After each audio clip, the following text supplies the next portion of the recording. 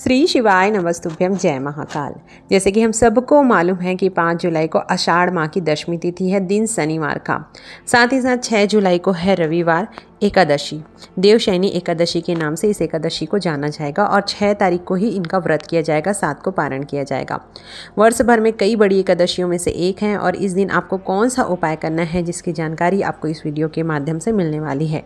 इसके साथ ही 7 जुलाई को 2025 को सोमवार का दिन है और इस दिन आपको गुरुजी पंडित प्रदीप मिश्रा जी का बताया गया एक ऐसा मनोकामना पूर्ति उपाय करना है जिसे करने के लिए आपको बस चंदन और एक बेलपत्र की आवश्यकता होगी, एक कलश जल की आवश्यकता होगी। 108 बिंदी वाला उपाय आपको करना है। कैसे करना है मैं आप सभी को वीडियो के माध्यम से समझाने की पूरी कोशिश करूंगी, इसलिए वीडियो को अंत तक जरूर से देखिएगा ताकि इस आषाढ़ माह के अंतिम दिनों का आप अधिक से अधिक लाभ प्राप्त कर सके। इस वीडियो में आपको 5 जुलाई, 6 जुलाई और 7 जुलाई के अलग अलग उपाय बताएंगे, इसलिए वीडियो को अंत तक देखिए ताकि कोई भी उपयोगी जानकारी आपसे ना छूटे। बढ़ते हैं सबसे पहले 5 जुलाई मतलब शनिवार का। तो इस दिन आपको करना है शाम का एक विशेष उपाय है। आपको देखिए, आपके घर में पैसे नहीं आ रहे हैं, कर्जा बढ़ते चले जा रहा है और धन की वृद्धि नहीं हो पा रही है। लक्ष्मी प्राप्ति के लिए आपको इसको करना है, कर्ज मुक्ति के लिए करना है। गुरुजी ने बहुत ही अच्छे से उपाय बताए हैं, नियम बनाने के लिए कहा है। इस नियम को आपको पालन करना जरूर से चाहिए। प्रत्येक शनिवार को करना है, शाम के समय करना है, प्रदोष काल में करना है। जिन्हें नहीं पता है शाम के किस समय आपको करना है यह नियम का पालन, उन्हें हम बता देते हैं। यह नियम एक दीपक प्रज्वलित करने का है। प्रदोष काल में दीपक प्रज्वलित करने का है। जिन्हें पता नहीं उन्हें बता दें, सूर्य अस्त के 45 मिनट पहले से लेके 45 मिनट बाद तक का समय जो होता है प्रदोष काल कहलाता है। फिर सूर्य की रोशनी ही दिखाई क्यों ना हो, सूर्य दिखाई ना दे रहा हो, तब भी वह प्रदोष काल ही कहलाता है। उस समय आपको पीपल के वृक्ष के नीचे जाकर एक गोल बाती का दीपक प्रज्वलित कर देना है। यह दीपक हम माता लक्ष्मी और नारायण के निमित्त प्रज्वलित कर रहे हैं और ऐसा करने से आपके घर में लक्ष्मी के साथ साथ नारायण भी प्रवेश कर जाते हैं और आपके घर को धन धान्य से परिपूर्ण कर देते हैं। तो आप इस उपाय को करके देखिएगा जरूर। पितरों के लिए अगर आप जला रहे हैं तो लंबी बाती का प्रयोग करना है, ध्यान रखिएगा। लेकिन यहाँ पर आपको लक्ष्मी के लिए प्रज्वलित करना है तो वहाँ पर आपको गोल बत्ती का प्रयोग करना है और इससे क्या होगा, आपके घर की जो भी प्रॉब्लम्स हैं वो दूर होगी। इस उपाय करने से आपको कर्ज से मुक्ति मिलेगी। वटकेश्वर महादेव का स्मरण कीजिएगा, साथ ही साथ आपके घर में धन वृद्धि को भी देखने के लिए मिलेगा। बढ़ते हैं अब अगले दिन का, अर्थात 6 जुलाई 2025 रविवार का दिन है और इस दिन आपको गुरुजी पंडित प्रदीप मिश्रा जी का बताया हुआ बहुत ही अच्छा सा उपाय करना है, कर्ज मुक्ति का उपाय करना है। सबसे पहले तो मैं आपको बता देती हूँ कि देखिए, जो देवशयनी एकादशी होता है उसमें क्या होता है, देवशयनी में देव सो जाते हैं और शिव जी कार्यभार को पूरा संभालते हैं।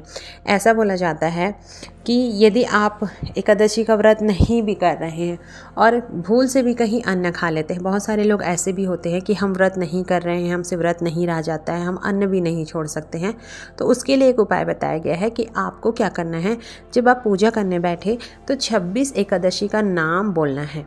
जैसे कि इस शुरुआत कहाँ से होता है, उत्पन्ना एकादशी शुरू होता है, तो आप उत्पन्ना एकादशी से शुरू करके जो 26 नाम होते हैं एकादशी का, उस नाम का स्मरण कर लें।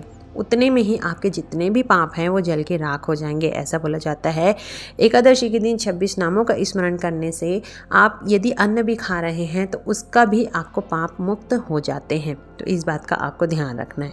तो चलिए हम बात करते हैं कि एकादशी के दिन लक्ष्मी वृद्धि करने के लिए, कर्ज से मुक्ति करने के लिए आपको कौन से उपाय करने हैं। उपाय काफ़ी सरल है। इस उपाय करने के लिए आपको एक कलश में गंगा का जल भर लेना है। अगर आपके पास गंगा जल नहीं है तो अपने घर में जो जल है उसे भर लें और कुछ बूंदे उसमें गंगा जल डाल लीजिए।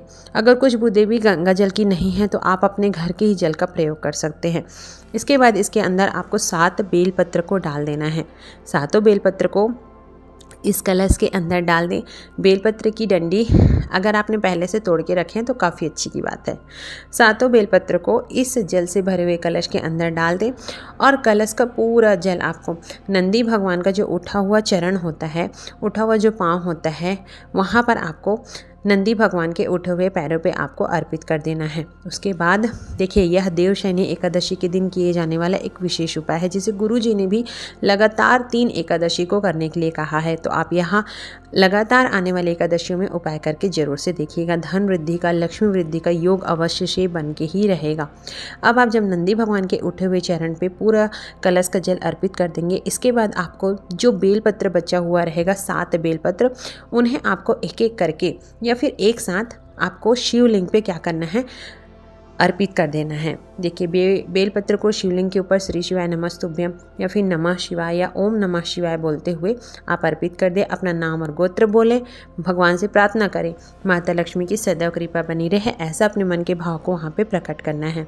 इस बात का आपको ध्यान रखना है। देखिए, यदि आप सच्चे मन से जो भी उपाय करते हैं ना, उसका फल आपको महादेव अवश्य से देते हैं। साथ ही साथ आप अपने पितरों का भी वहाँ पे स्मरण जरूर से करें। बस इतना ही आपको करना है। 7 बेलपत्र वाला आपको एकादशी के दिन ही करना है, इस उपाय को ध्यान रखिएगा। और जो आप डंडी चढ़ाते हैं ना, वो मतलब बेलपत्र जो चढ़ाते हैं, तो वो जो डंडी होता है वो आपकी विपरीत ओर ही होना चाहिए। इस बात का आपको ध्यान रखना है। क्या होता है, कभी कभी हम क्या होता है, पैसा तो कमाते हैं लेकिन पैसा टिकता नहीं है। तो यह उपाय आप अवश्य से करके देखिएगा। और साथ ही साथ गुरु जी ने एकादशी के दिन आपको स्वधा का विशेष नाम धारण करने को कहा है, उस मंत्र का जप करने को कहा है 1 लोटा जल के साथ। तो आप ध्यान रखिएगा, बहुत ही अच्छा उपाय है, इसको करके देखिएगा ज़रूर।